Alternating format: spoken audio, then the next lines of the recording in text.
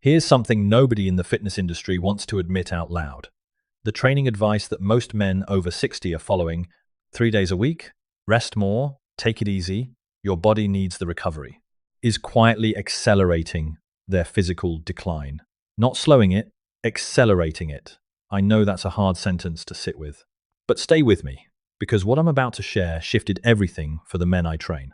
And at 58, it shifted a lot for me too. After age 60, your body is in a biochemical tug of war. On one side, anabolic signals, the ones that build and preserve muscle.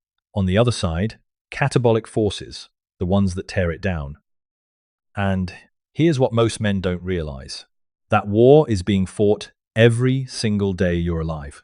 Not just on training days, every single day. So if you're only showing up to fight 3 times a week, you're already losing ground on the other 4.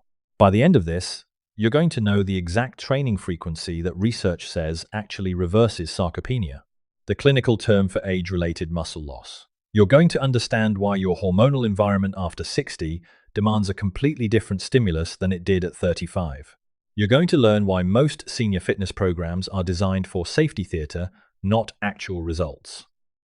And at the end, I'm going to share one force multiplier, a single daily habit that doubles the effectiveness of everything else I'm going to teach you. 4 chapters. Real science. Real stories. Let's build something. 1. The sarcopenia crisis they didn't warn you about. Robert was 64 when he first came to see me. Former construction foreman. The man had spent 40 years doing physical work. He figured that meant he was fine. When I tested his grip strength and ran him through a basic movement screen, the numbers told a different story. He'd lost an estimated 30% of his functional muscle mass in the previous decade. Not because he'd been lazy, but because nobody had ever explained to him that retirement is a physiological threat. 3 days a week on the treadmill and some light machines wasn't enough. Not even close. Here's the biology. Starting around age 30, humans lose roughly 3 to 8% of their muscle mass per decade. After 60, that rate accelerates. The driving forces are multiple, but let's focus on the big 3. First, declining testosterone and growth hormone reduce the anabolic signal that tells satellite cells, your muscles' repair crew, to activate and fuse with existing fibers. Less signal, less repair, less muscle. Second, a protein called myostatin increases with age. Think of myostatin as muscle's built-in governor, a biological brake that prevents excessive muscle growth. In younger men, testosterone partially suppresses myostatin. After 60, that suppression weakens. Myostatin gets louder, muscle growth gets harder. Third, the mTOR pathway, mechanistic target of rapamycin, becomes less responsive to the same training stimuli that used to trigger it. mTOR is essentially the cell's construction foreman. It reads the physical stress signal, gives the green light, and initiates protein synthesis. After 60, that foreman starts arriving late to work. You need a stronger signal to get the same response. So what does this mean practically? It means training 3 days a week with full rest days between sessions gives that foreman too much time off. The anabolic window closes, myostatin creeps back up, and the net result is that you're maintaining at best, losing ground at worst. The research now points to 4 to 5 resistance training sessions per week for men over 60 as the optimal frequency for reversing sarcopenia. Not preventing it, reversing it. That doesn't mean 5 grueling 2-hour sessions. It means 5 purposeful 45-minute sessions, each targeting a different movement pattern or muscle group. Upper push, upper pull, lower hinge, lower squat, a dedicated loaded carry and core day. The volume per session actually goes down.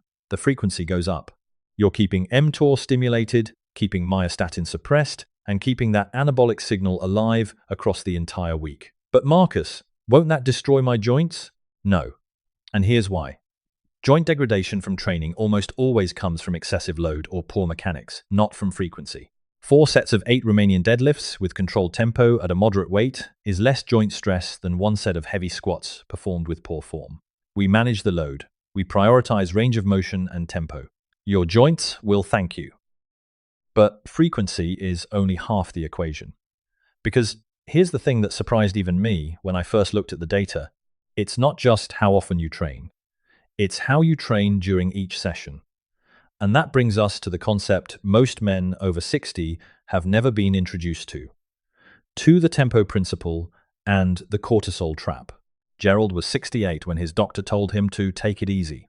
Gerald took it so easy that within 2 years, he'd lost 14 pounds of lean mass and gained 22 pounds of fat. His cortisol, his primary stress hormone, was chronically elevated because low-intensity, low-stimulus exercise doesn't reduce cortisol. In certain contexts, it leaves it running unchecked. When Gerald came to me, I didn't have him train harder. I had him train smarter. Within 6 months, his body composition had shifted dramatically, without a single joint complaint. Cortisol is not the enemy. Let me be precise about that. Acute cortisol spikes during training are normal and actually necessary. They mobilize energy and facilitate adaptation. The problem is chronic, sustained cortisol elevation, which is catabolic to muscle tissue. It signals the body to break down protein for fuel. It suppresses testosterone. It impairs sleep quality, which is when most of your actual muscle repair happens. Here's where most senior fitness programs get it wrong. Long, slow, low-intensity cardio sessions, the kind that dominate most safe for seniors programming, can chronically elevate cortisol without providing enough mechanical stimulus to trigger mTOR and compensatory muscle growth. You get the stress without the adaptation. What blunts cortisol and simultaneously triggers mTOR? Resistance training performed with what researchers call mechanical tension, specifically slow eccentric loading. The eccentric phase is the lowering portion of any movement, the part where you lower the weight, where the muscle lengthens under load. This phase generates the most mechanical damage to the muscle fiber, which sounds bad but is actually the primary driver of muscle protein synthesis. Here's what this looks like in practice.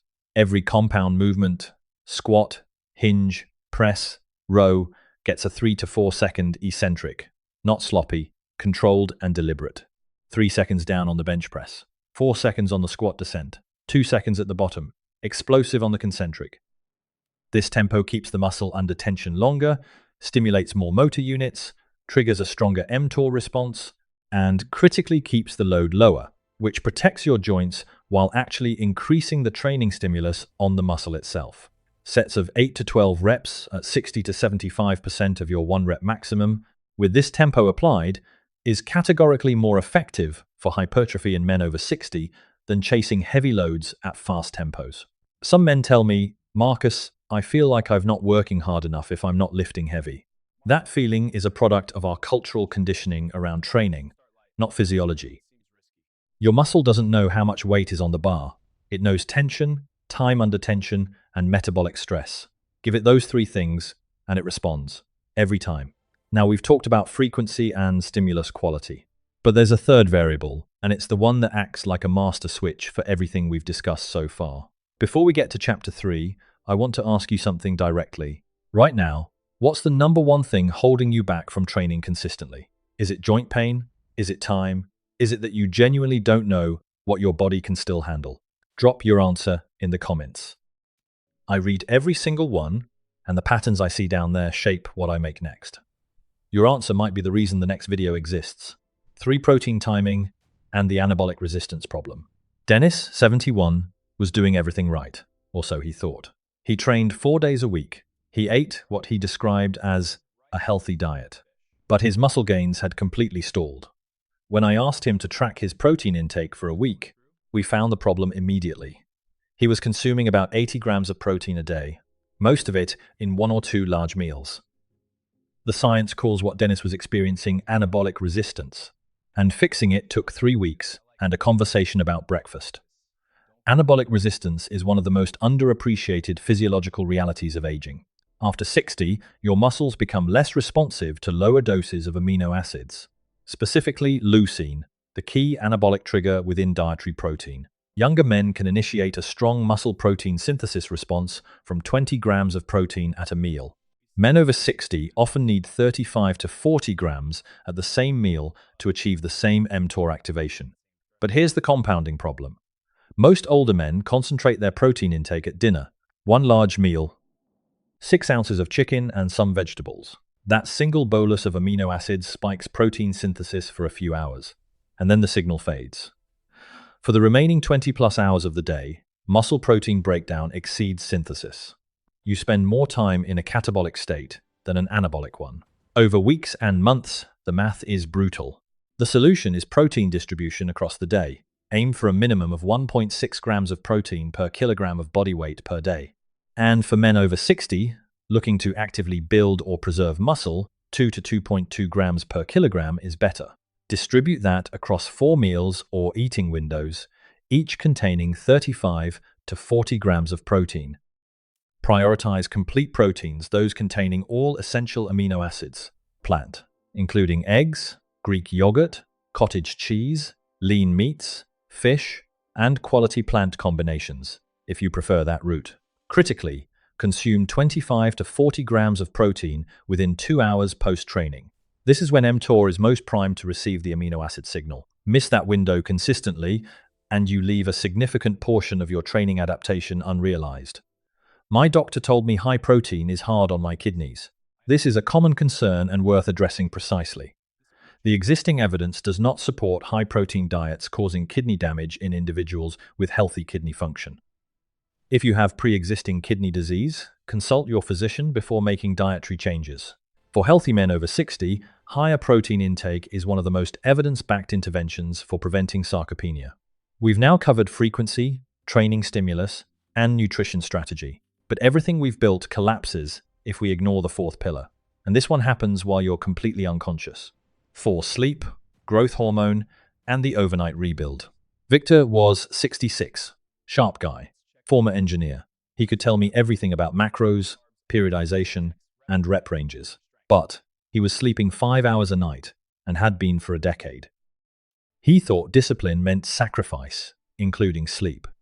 When I explained what 5 hours of sleep was doing to his growth hormone output and his testosterone levels, he went pale. Within 60 days of fixing his sleep, his strength numbers moved in ways that 2 previous years of optimized training hadn't produced. Here's the reality. The majority of your muscle protein synthesis happens at night. Growth hormone, your primary overnight anabolic agent, is secreted in pulses during slow-wave sleep. After 60, the amplitude of those pulses naturally decreases. But that natural decrease becomes catastrophic if you're also chronically sleep-deprived. Poor sleep elevates cortisol. Elevated cortisol suppresses testosterone. Suppressed testosterone reduces satellite cell activation. Fewer satellite cells means less muscle repair after training. 5 to 6 hours of sleep for an active man over 60 is not stoic discipline. It's physiological self-sabotage. Every training session you perform on inadequate sleep is a session where the rebuild is incomplete. You accumulate the damage without completing the repair. 7 to 9 hours of quality sleep is non-negotiable for men pursuing muscle preservation and growth after 60. Specifically, protect your slow-wave sleep by maintaining a consistent sleep and wake time. Your body's circadian rhythm directly regulates the timing of growth hormone pulses. Keep your bedroom cool between 65 and 68 degrees Fahrenheit is optimal for sleep quality. Eliminate screens for 60 minutes before bed. Avoid alcohol within 3 hours of sleep. Alcohol specifically suppresses REM and slow-wave sleep stages, directly cutting into your overnight anabolic window. I've always been a light sleeper. That may be partially true. But sleep quality is significantly more trainable than most men believe. Consistent sleep timing, thermal management, and light exposure in the morning to anchor your circadian rhythm can meaningfully improve slow-wave sleep depth, even in men who've struggled with sleep for years. This is worth the investment. Everything I've shared, the training frequency, the eccentric tempo, the protein distribution, the sleep protocol, it all works. But there is one daily habit that amplifies every single one of these mechanisms simultaneously. Morning sunlight exposure. 10 to 20 minutes of direct sunlight, not through a window, but direct exposure within 30 minutes of waking. Here's the mechanism. Morning light anchors your suprachiasmatic nucleus, the master clock in your hypothalamus, to a precise circadian rhythm. That precise rhythm optimizes the timing of cortisol's natural morning peak, which is supposed to be high in the morning and low at night. When cortisol follows its proper diurnal curve, testosterone is protected, slow-wave sleep is deeper, growth hormone pulses are stronger. Protein synthesis windows align better with your feeding and training schedule. It costs you nothing but 10 minutes. It requires no equipment, and it operates as a biological master switch for nearly everything we've discussed today. If you made it this far, past the biology, through the mechanisms, into the protocols, you're not in the category of men who are drifting through this decade of life, hoping things stay the same. You're in the category of men who are choosing to build something better on the other side of 60. That's rare. That's the top 5%. The body you want at 70 is built by the decisions you make at 62, 64, 66. Not dramatically, through suffering. Through consistent, intelligent, science-informed action. 4 to 5 purposeful training sessions. Slow eccentrics, distributed protein, 8 hours of sleep, 10 minutes in the morning sun. That's the protocol. Now, build. Keep building.